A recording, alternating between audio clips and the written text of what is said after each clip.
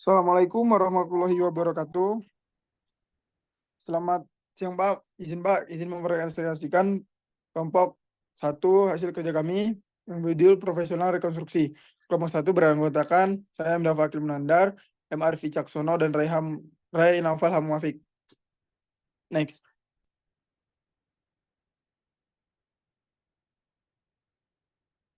Dalam pembahasan ini, profesional rekonstruksi kecelakaan adalah individu atau tim ahli yang ditugaskan untuk menyelidiki kecelakaan dengan tujuan untuk menentukan penyebab, faktor-faktor yang terlibat, dan kronologi peristiwa yang menyebabkannya. Sangat sedikit negara bagian yang memiliki standar sertifikat untuk benar-benar memenuhi syarat sebagai seorang ahli. Ada beberapa faktor yang diperlukan untuk menjadi seorang penyelidik kecelakaan yang baik dan atau rekonstruksionis. Next. Untuk faktor-faktor yang harus dimiliki yaitu pengalaman di lapangan, pendidikan dan pelatihan dasar, pendidikan latihan dasar, lanjutan, dan kursus rekonstruksi. Ketiga, pengetahuan apa yang mungkin dan tidak mungkin terjadi. Yang keempat adalah sertifikat yang harus didapatkan. Next. SOAR dan ACTA. SOAR atau Society of Accident Reconstruction adalah sebuah organisasi atau perkumpulan profesional yang bertujuan untuk memajukan ilmu rekonstruksi kecelakaan. Organisasi semacam ini biasanya terdiri dari para ahli rekonstruksi kecelakaan, termasuk insinyur, ilmuwan forensik, ahli kecelakaan kendaraan, dan profesional lain yang terlibat dalam menyelidiki dan menganalisis kecelakaan. ACTAR atau Accreditation Commission for Traffic Accident Reconstruction adalah sebuah badan akreditasi internasional yang bertujuan untuk menetapkan standar dan mengakreditasi individu yang bekerja dalam bidang rekonstruksi kecelakaan lalu lintas.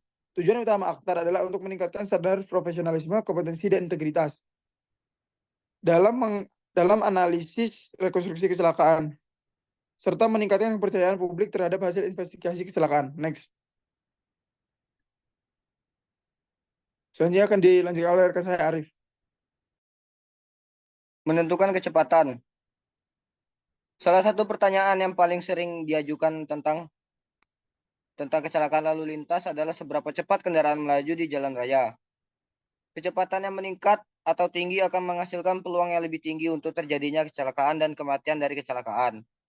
Ini juga merupakan titik tekanan di pengadilan untuk menunjukkan pengoperasian kendaraan yang sembrono atau ugal-ugalan atau kelalaian dari pengemudi. Jadi, kecepatan adalah faktor utama yang diselidiki dalam sebagian besar kasus kecelakaan lalu lintas.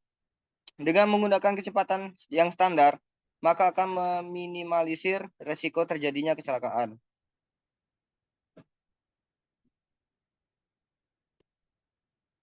Perkiraan kecepatan. Saat terjadi kecelakaan, kerusakan yang terjadi pada kendaraan dapat memberikan petunjuk penting tentang kecepatan kendaraan pada saat sebelum terjadi kecelakaan.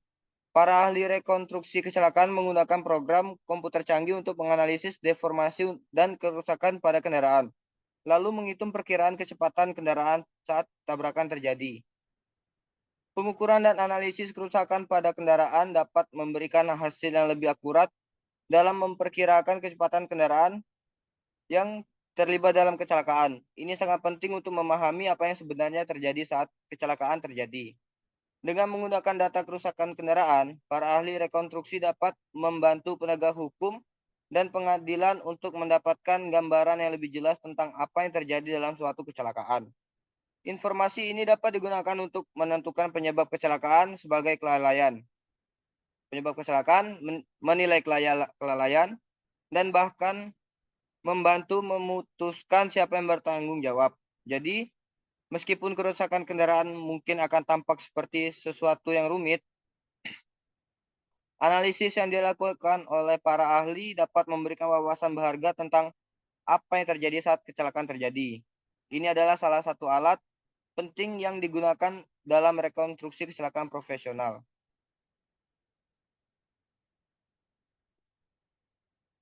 Contoh kasus dan rumus. Kecelakaan terjadi di permukaan jalan dan terjadi slip. Petugas polisi mengambil drag box seberat 45 lb dengan menyeretnya ke permukaan area kecelakaan. Ia mencatat gaya sebesar 27 lb pon untuk menariknya dengan kecepatan seragam. Apakah faktor hambatan permukaan jalan? F kecil sama dengan gaya per beban sama dengan 27 pon dibagi 45 pon yang menghasilkan 0,60. Uji slip dilakukan dengan yang kedua, uji slip dilakukan dengan kecepatan 30 mil per hour. Tanda slip 100 kaki dibuat. Jika semua roda terkunci, berapakah faktor menyeret kendaraan tersebut? F sama dengan S kuadrat dibagi 30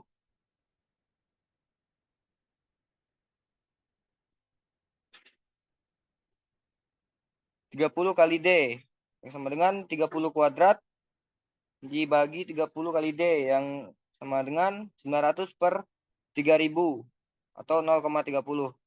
Kemudian yang terakhir bisa dilihat sendiri.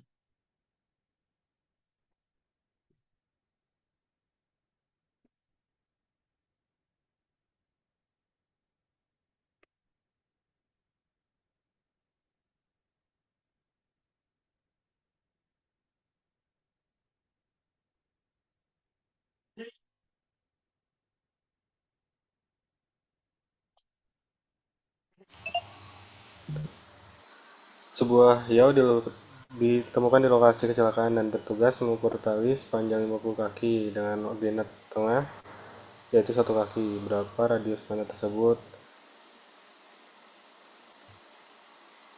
Bisa dilihat pada contoh di bawah ini.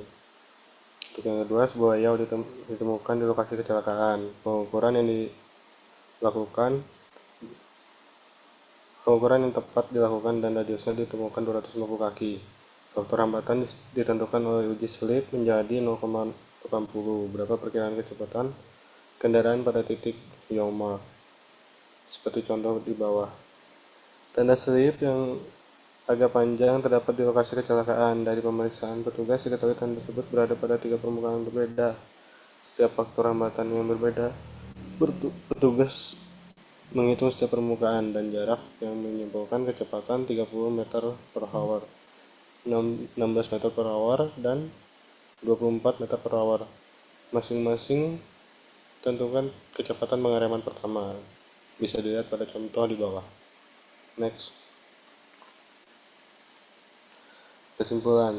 Sebelum menyimpulkan penyebab kecelakaan lalu lintas, diperlukan data yang lengkap dan akurat. Petugas di tempat kejadian harus mengamati dan mencatat semua bukti, termasuk tanda di jalan raya. Meskipun menghitung kecepatan kendaraan mudah dengan rumus yang tepat, pengukuran dan dokumentasi bukti adalah bagian tersulit. Kesimpulan yang akurat tergantung pada data yang diperoleh. Penyelidikan kecelakaan lalu lintas memerlukan pelatihan, waktu, dan upaya untuk menghasilkan penyidik yang handal. Investigasi yang buruk akan menyebabkan penalaran hipotesis dan bias. Investigasi yang baik akan menghasilkan kesimpulan yang jelas tentang kecelakaan. Penting bagi penyidik untuk terus belajar karena metode investigasi dan teknologi selalu berkembang.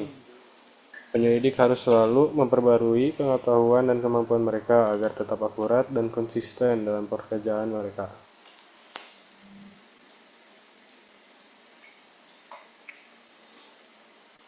Sekian presentasi dari kelompok kami. Mohon maaf bila ada salah kata atau ucapan. Assalamualaikum warahmatullahi wabarakatuh.